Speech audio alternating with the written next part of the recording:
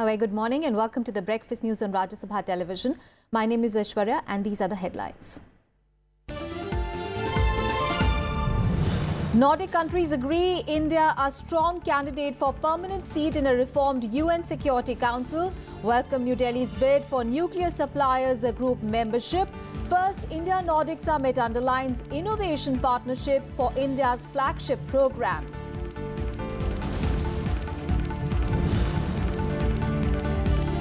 Prime Minister in the UK on the second leg of his 5-day tour. Bilateral meet with British Prime Minister Theresa May to focus on healthcare, digitization and cyber security. One of its kind global interactive session with PM Modi later tonight from London.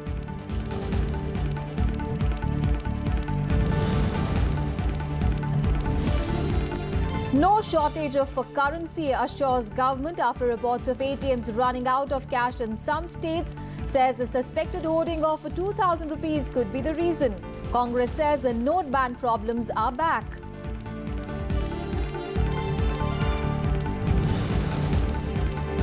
Government to push for quota in promotion in government jobs for scheduled castes and tribes. Union Minister Ram Vilas Paswan says centre to seek repeal of Supreme Court directions or halting reservations. May bring an ordinance later.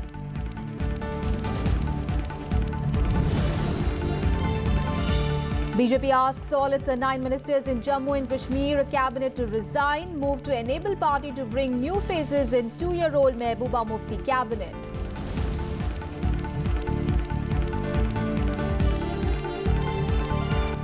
Our top story this morning, Prime Minister Narendra Modi is in UK as part of his 5-day foreign visit. UK Foreign Secretary Boris Johnson received Prime Minister Modi at the Heathrow Airport last night.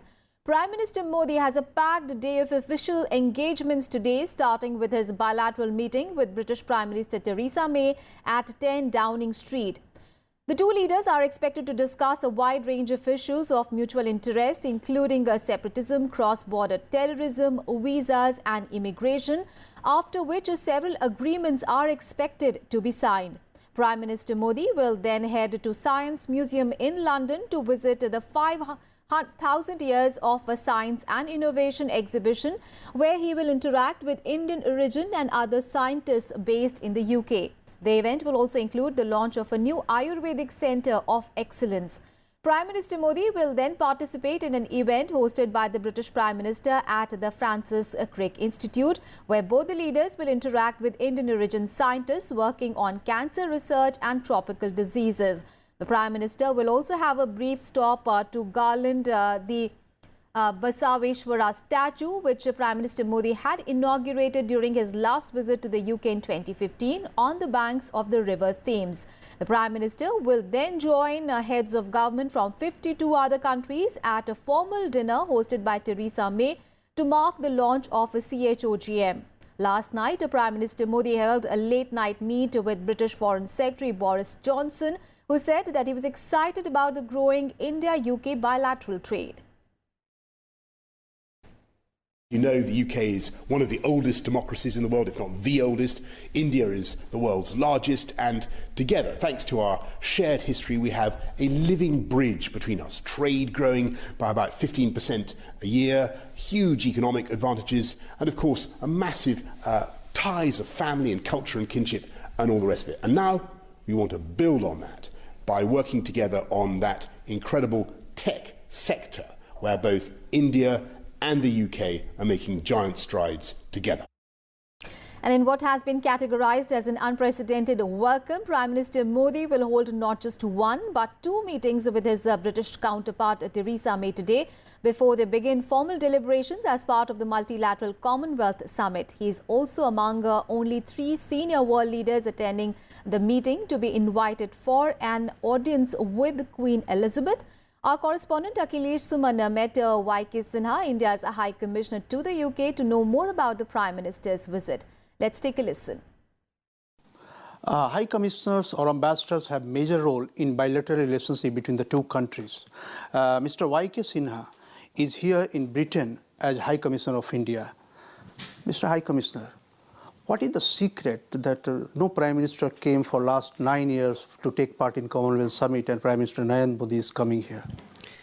You're aware that, the Honorable Prime Minister has been taking initiatives on the foreign policy front, particularly strengthening our multilateral engagement as well as our bilateral engagement.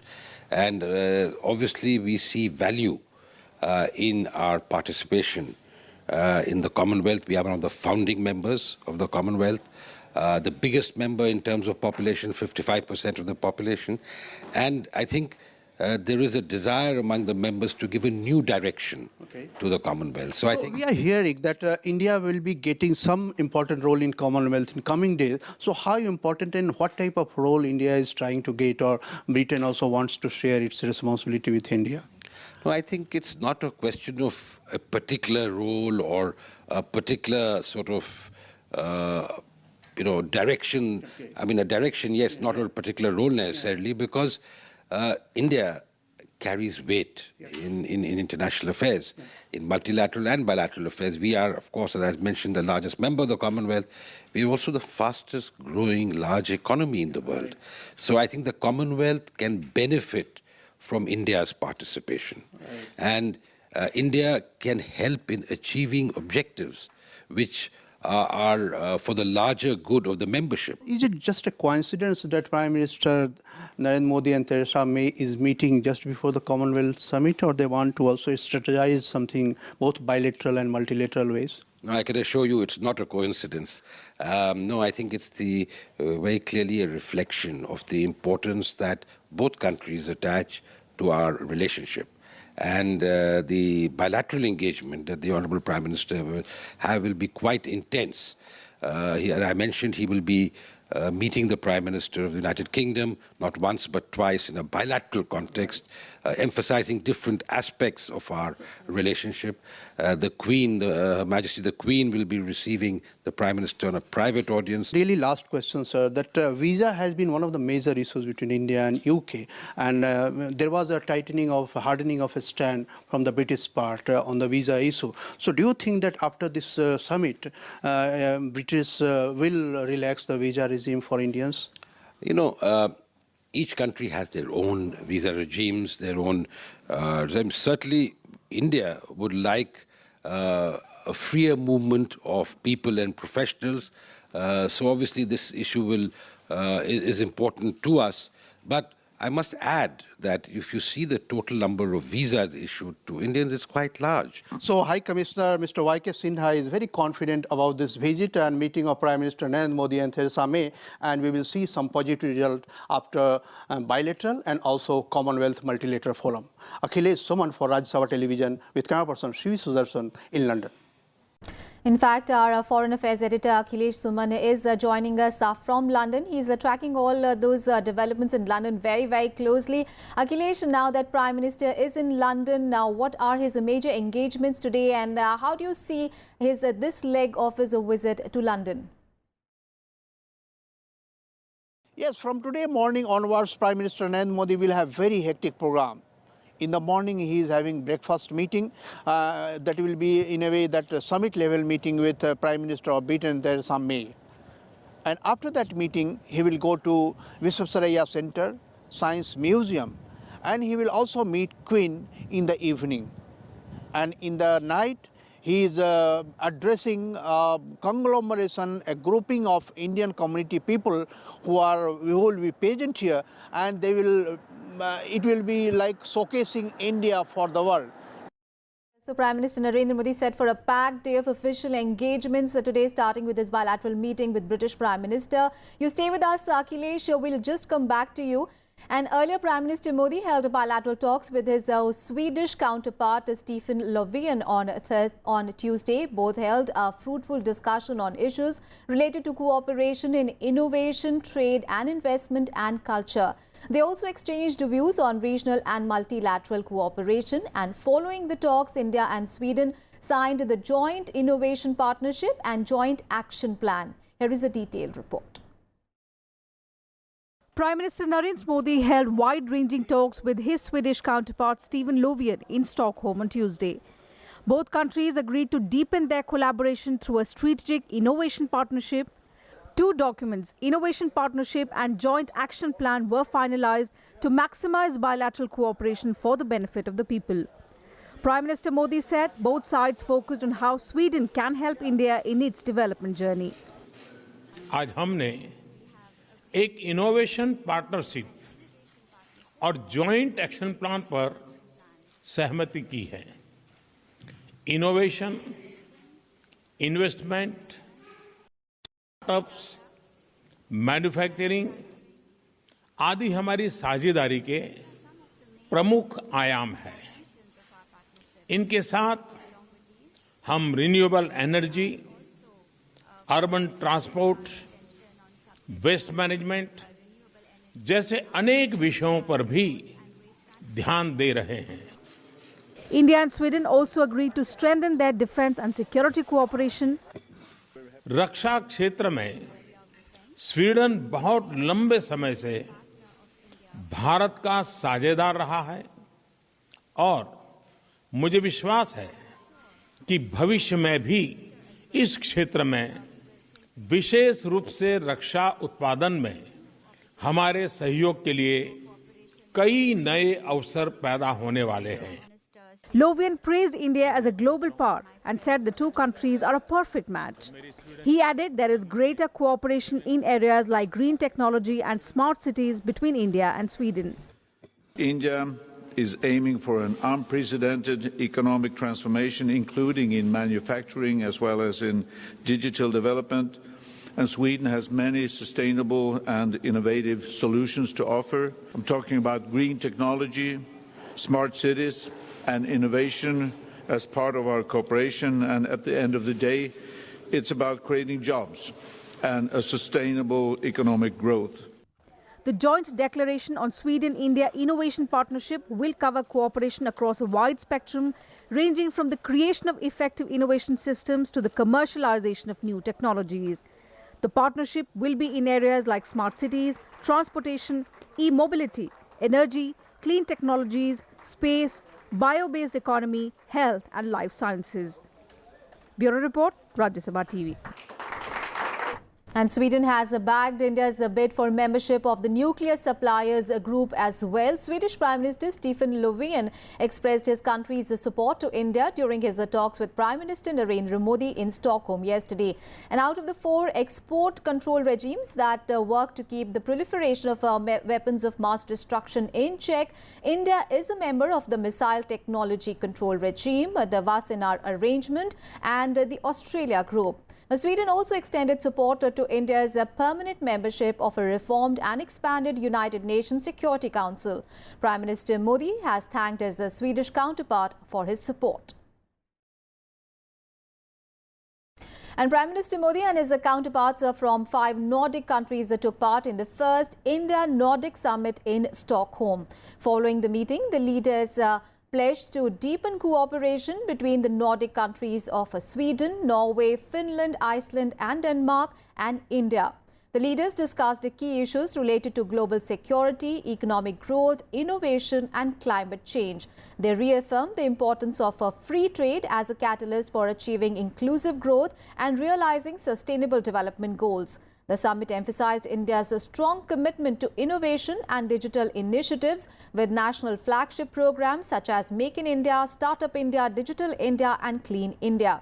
Nordic solutions in clean technologies, maritime solutions, modernization, food processing, health and life sciences and agriculture were also mentioned. In a joint statement issued at the end of the summit, Nordic countries welcomed India's application for the membership of the Nuclear Suppliers Group.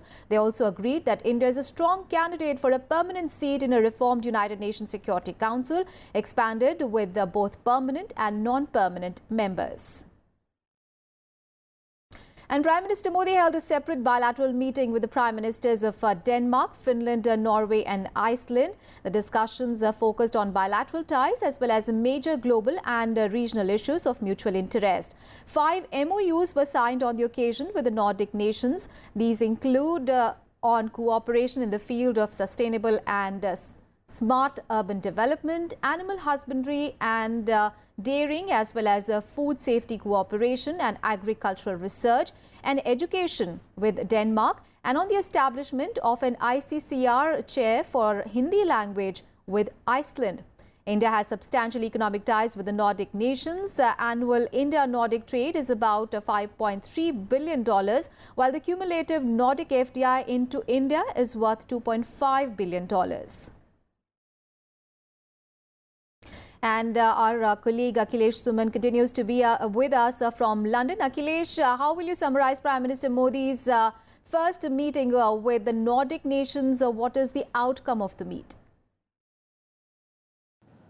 True, it was a very significant meeting because Prime Minister Narendra Modi not only talked to Sweden, but also he talked to all the 5 Nordic nations together.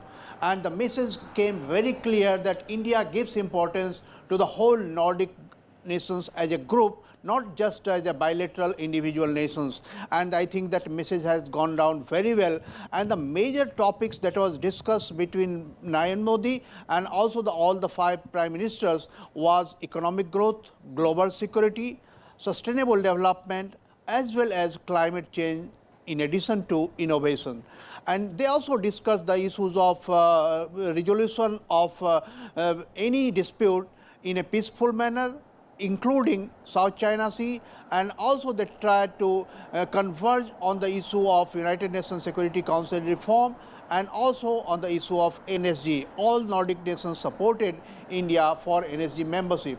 So in a way, you can see that all the issues that are close to the heart of India has been discussed, and these Nordic nations have their own influence zone all around the world, and especially in the developing countries whose vote matters a lot in any international fora.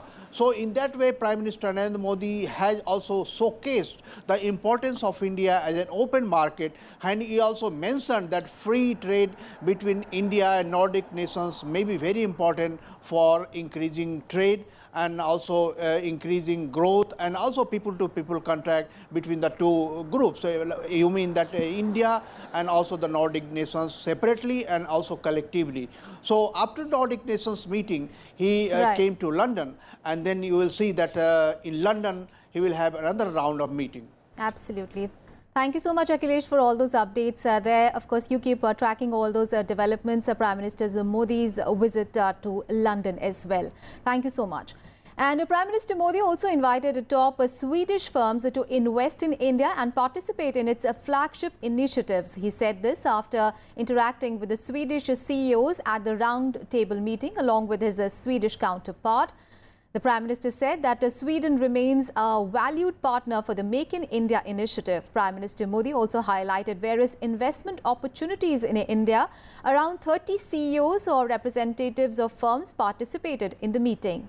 Sweden's Trade Commissioner to India said that the Swedish companies have committed to invest $1.1 billion in India over the next 2 years.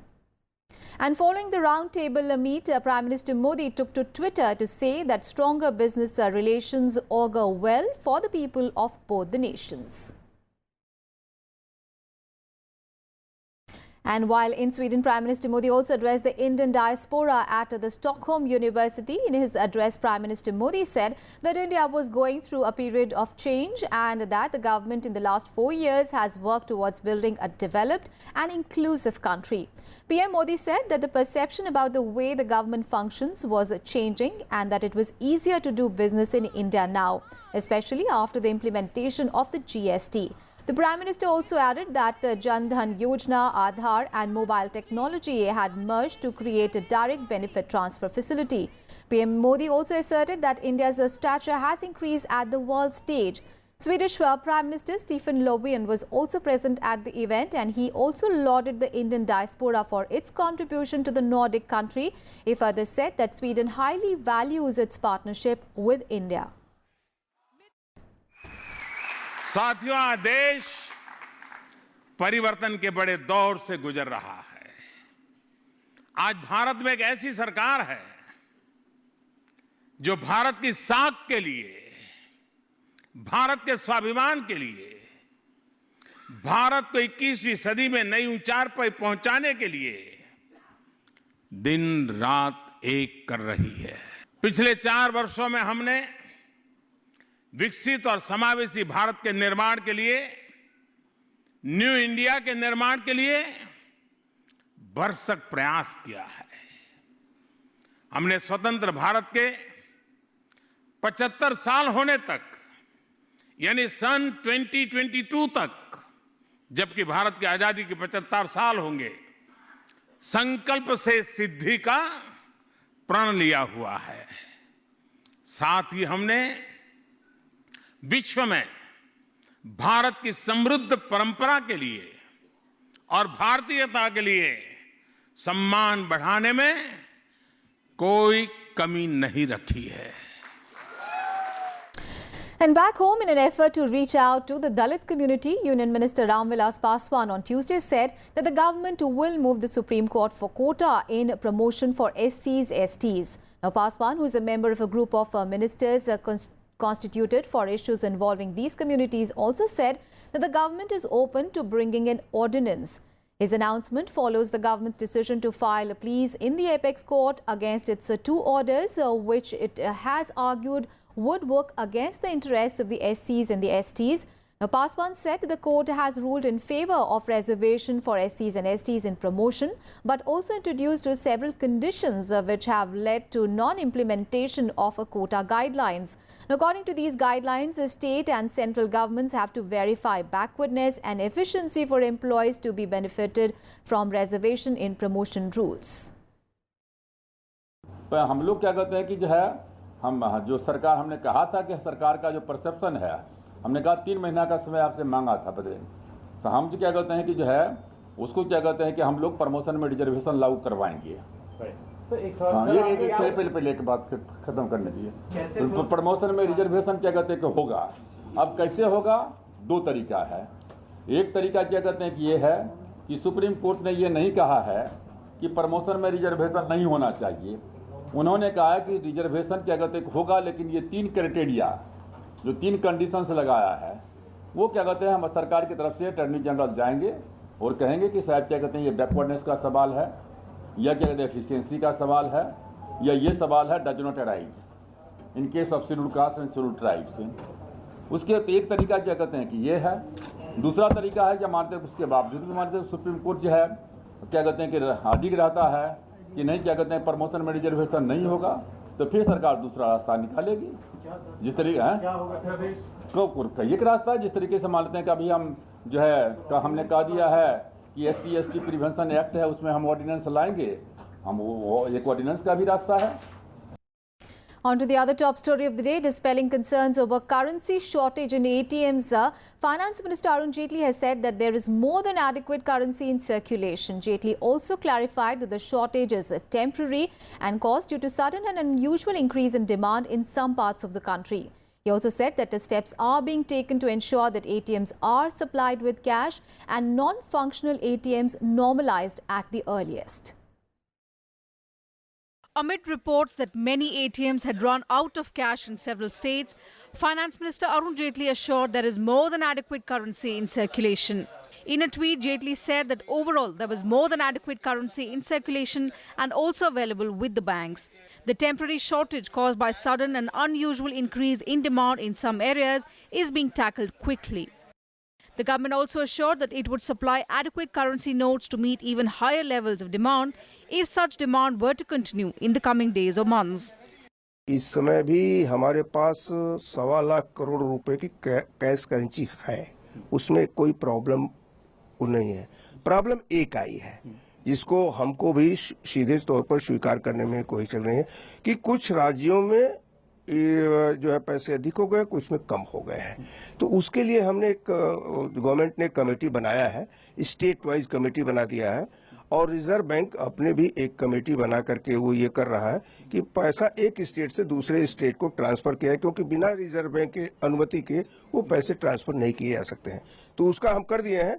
ये मुझे लगता है कि 2-3 दिन के अंदर इस पूरा का पूरा हम उसको वो कर लेंगे। 2.5-3 लाख करोड़ की करेंसी अपने स्टॉक में रखते हैं, इतनी तैयारी हमारी रहती है, और वो तैयारी बहुत एडिक्वेट है, बहुत पर्याप्त है कि देश में करेंसी की किसी भी situation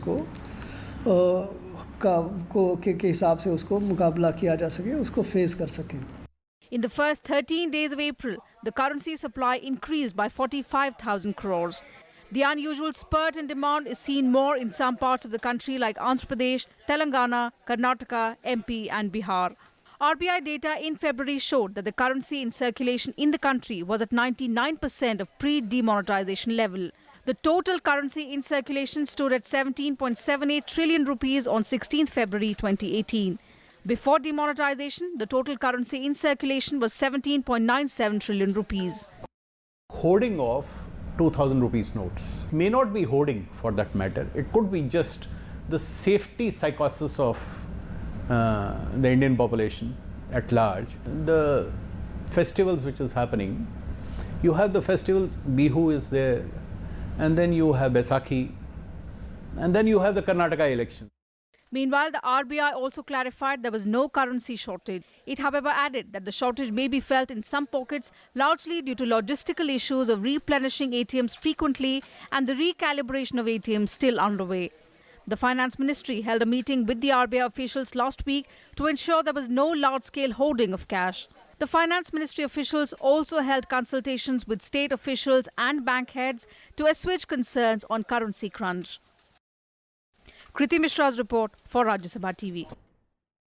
And the issue of cash crunch has led to a war of words between the government and the opposition. So let's listen into some what leaders had to say on the situation. You know, the financial position has been shaken, instability has set in, even the cash crunch, you know, many of the ATMs is found, people are finding it difficult, and, you know, because of the many eruption of the camps, you know, because of the panic button being pressed by the present BJP government, you know, the lending for the investment or even for the small loans, even for the MSMEs, think the loans are not being given because the money is not there, because the money is there to be siphoned off by big people, not by the small, middle class or the MSME. DG has destroyed the banking system of the country. That's what I have to say about it. Nirav Modi 30,000 crore रुपए लेके भाग गया. नरेंद्र मोदी जी ने एक शब्द नहीं कहा. देश की पूरी जनता को लाइन में लगाया. आपके जेब में से 500 रुपए, 1000 रुपए का नोट छीना. नीरव मोदी जी के जेब में डाला. प्रधानमंत्री एक शब्द नहीं कहते. पार्लियामेंट में खड़े होने से डरते हैं. ये डीमोनेटाइजेशन ममता बनर्जी ने फर्स्ट डे से बोल रहा है. अभी फिर लाइन लग गया, फिर 2000 रुपया का नोट नहीं मिल रहा है, फिर सबको परेशानी हो रहा है, अभी फिर ये प्रॉब्लम हो रहा है. अभी हम सुन रहे हैं फाइनेंस मिनिस्टर स्टेटमेंट दे रहा है. स्टेटमेंट से अभी काम नहीं चलेगा. अभी परेशानी में सब है. ये फाइनेंशियल इमरजेंसी है. 2000 रुपए के नोट जो लगभग 7 लाख करोड़ की करेंसी है, इसमें से आउट ऑफ सर्कुलेशन होने के कारण ही दिक्कत आई है. सब जगह व्यवस्था है, हर जिले में पैसा जा रहा है. जितनी कमी नहीं हो उससे ज्यादा उसकी चर्चा है. जनता की समस्याओं से राहुल गांधी और कांग्रेस पार्टी को कोई मतलब नहीं है. राहुल गांधी उन बड़े अरबपति करोड़पति के साथ हैं जिनके साथ कई मिलकर उन्होंने कांग्रेस पार्टी ने बड़े बड़े स्कैम्स किए हैं. तो जब काले धन पर इस प्रकार के सरकार के द्वारा बड़ा प्रहार हुआ, उसमें कांग्रेस पार्टी और राहुल गांधी बहुत बड़ी बौखलाहट में है. Big story coming in from Jammu and Kashmir. The BJP has asked all its 9 ministers in Jammu and Kashmir to submit their resignations today to enable the party to bring in new faces to the state cabinet. PTI is quoting sources as saying that the decision follows hectic parleys between senior BJP leader Avinash Khanna and party legislators. Now, BJP leaders say that the party wants to bring in new faces in the 2-year-old Mehbooba Mufti cabinet. The decision has come days after 2 of the party ministers resigned from the state cabinet in the backdrop of the Kathua rape and murder case. These ministers had taken part in a rally to support of those accused in the case. And that's all in this edition of news. Thanks so much for watching.